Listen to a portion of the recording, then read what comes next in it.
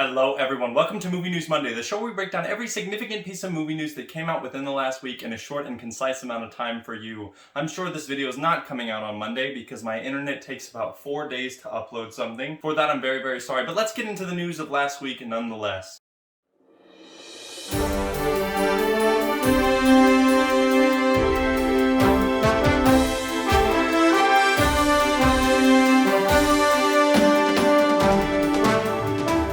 Starting off, over the weekend I saw In the Heights, and let me tell you what, as far as musical movies go, this one is a really good one. There are a couple issues that I have with it, but none severe enough for me to tell you to not go and see it. I do think this is a fantastic time at the movie theaters that leaves you laughing, and I did cry several times. I am of course a baby, so if you don't cry during movies you probably won't, but if you do, you definitely will. This movie is really good, and I recommend that you go and see it. And please help it out because it's not doing well as far as box office is confirmed. Starting off on Monday, the streaming service Paramount Plus, previously known as CBS All Access, is planning to add 1,000 titles to their streaming service in the next month. This is absolutely insane. This, of course, is the home of movies like the Quiet Place series, Mission Impossible, anything Paramount owns essentially. Of course, all the Star Trek movies and TV come out on Paramount Plus, previously known as CBS All Access. They've even said that by the end of the summer, they hope to have 2,500 movies added in total to their streaming service. This is a great deal. The lowest tier, it is a tier system for this streaming service. The lowest tier is only $5 with ads, so that's a lot of bang for your buck, and the streaming wars have officially begun. Staying in Monday, on Ryan Reynolds' Instagram, he seemingly teased that Deadpool 3 is coming with this very charming photo of Deadpool's mask in a bag. I'm pretty excited for this. Deadpool 3 is one of the movies that I'm really looking forward to. It's interesting to know now that it is going to be in the MCU and that it is also going to be rated R, all of which have been confirmed by studio head Kevin Feige, and I just can't wait to see how that's going to work out because the MCU has never really strayed away from that PG-13 rating due to the fact that it's kind of always been owned by Disney, and it's going to be interesting to see if they commit to the full rated R and it's like a harsh R, or if it's just kind of a language type thing, you know, like where they block it just because the language is very vile. But I'm hoping that that's not the case and Ryan Reynolds gets to experiment as much as he wants to with Deadpool 3. Also on Monday, The Hollywood Reporter broke that Rob Zombie is going to be directing the Munsters reboot. This is a movie produced by Universal and 1440 Productions, which is a Universal company. And it's going to be a reboot of the monster series that was originally produced in the 1960s. This sounds like a fun idea. I don't really have any stake in it because I never really cared or watched the Munsters movies. But I mean, if the trailer is good, I might go and see it. Shadow and Bone, the Netflix series, has been renewed for a season 2 at Netflix. This is great news. I love to hear that shows are getting season 2s, especially ones that I've heard a lot of hype around. This one has been low hype. I've still heard a little bit of it, but not as much. And I'm hoping that I will have enough time to eventually sit down and watch it. But if it starts to get really popular, I definitely will. Moving into Tuesday, a photo leaked on Twitter of Harrison Ford in his Indiana Jones 5 costume. He's got the leather jacket, the hat, and even the tan shirt. I'm pretty excited. It's good to see it's finally in production. A movie that I never thought would happen is officially happening. They are filming it right now. Good for Lucasfilm, man. They finally got one under the sheets. What? One underway. That's fantastic news. Indiana Jones is, of course, one of my childhood heroes that I look up to. You know, everybody wants to be an adventurer when they're 5, so I definitely did, and I can't wait to watch this. A new Mike Myers Netflix series titled Pentaverate, I don't know if I'm pronouncing that right, Pentaverate? One of those, has added 6 cast members, the most notable being Keegan-Michael Key and King Jong. Also cast, and I'm reading here, so bear with me, is Debbie Marza, Richard McCabe, Jennifer Saunders, and Lydia West. And get this, Mike Myers is also set to play 7 roles himself.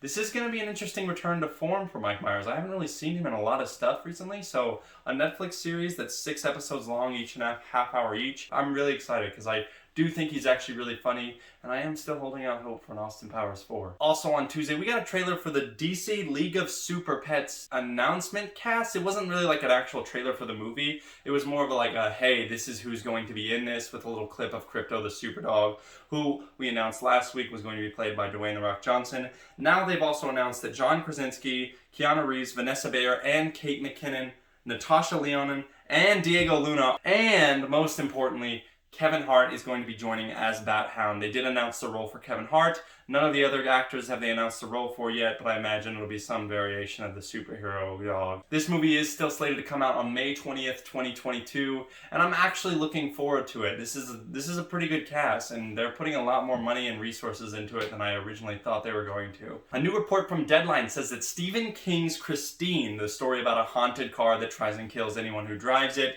is officially getting a remake via Blumhouse and Sony Pictures. This is going to be interesting. It's going to be written and directed by Ryan Fuller. I'm kind of excited. I mean, the Christine movie from the 80s is like so average, but maybe this one will be a sharp turnaround and be really, really good, because Stephen King movies have been kind of knocking it out of the park recently with It, of course. That one was really scary. Hiya, Georgie. I know your secret, your dirty little secret.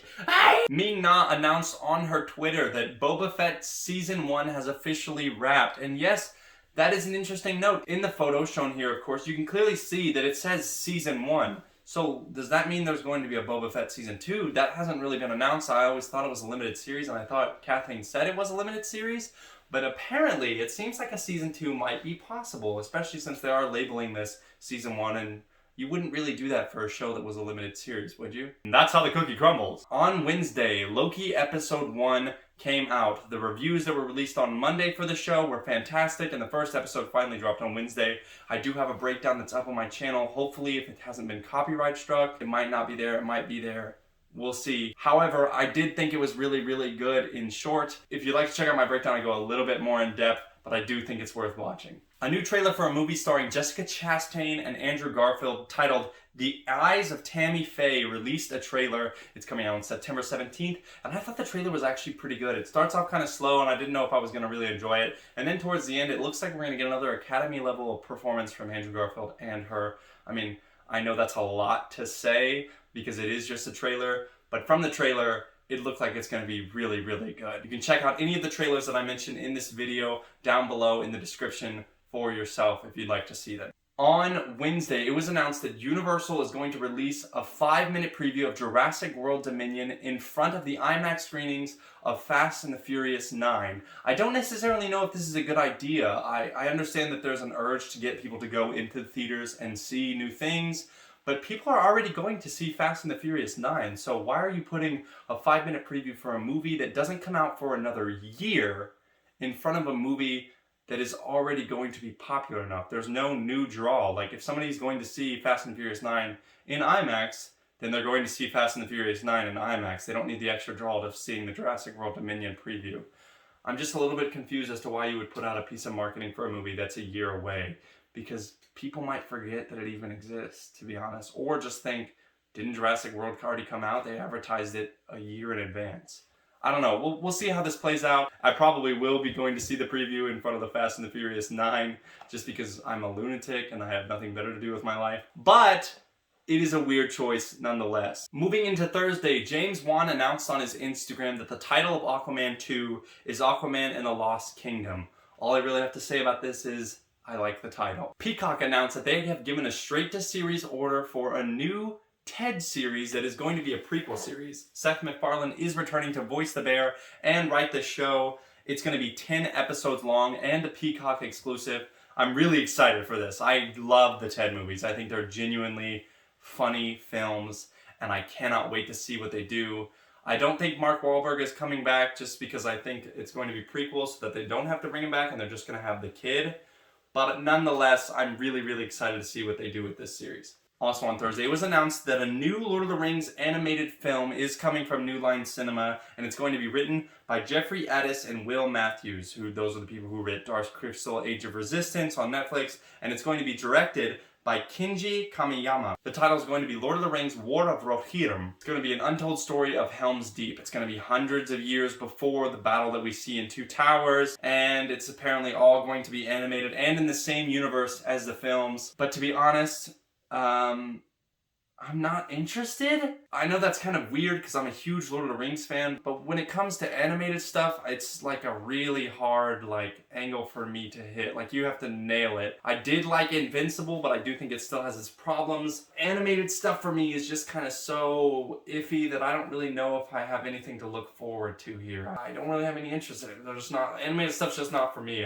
Human emotion doesn't translate as well in animated stuff, and I think that's a big disconnect for me. But we'll see what happens. Of course I'm going to watch it. It is a Lord of the Rings thing, so we'll see. And moving into Friday, another Indiana Jones set footage shows the appearance of Nazis again. So they are going to be the villains, maybe? The thing with that is I think this might be more of a flashback because there are also images of Harrison Ford with the dots on his face, which means some sort of de-aging might be happening here. And I think it might make more sense for the Nazis to be around in the past rather than in the future. If Harrison Ford is playing Indy as the current age that he is, just like he did in Kingdom of the Crystal Skull, then why would Nazis still be around? That just doesn't quite make sense to me. Either way, we'll see what happens.